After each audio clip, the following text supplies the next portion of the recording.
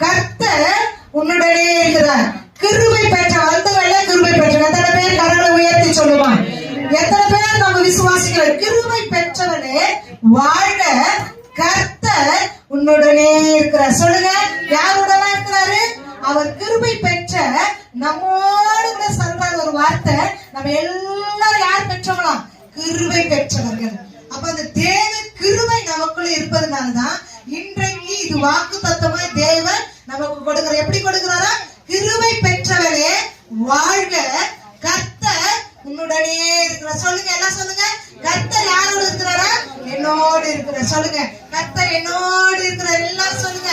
மன உடைந்தவர்கள், கிருபையில நினைக்கிறவங்க, பலவீனமா இருக்கிறவங்க, நொந்து போய் இருக்கிறவங்க, நொறுகுண்ட இருந்து உள்ளவங்க சொல்லுங்க, கர்த்தருடைய கிருபை. எல்லாம் சேர்ந்து சொல்லுங்க, கர்த்தருடைய கிருபை என்னோடு இருக்கு. அன்றைக்கே தேவன் பிறப்பதற்கு முன்பாகவே யாரை பார்த்து சொன்னாரு? மரியாதை பார்த்து சொன்னாரு, கிருபை பெற்றவரே வாழ்க. ஹல்லேலூயா, ஹல்லேலூயா. அப்ப அந்த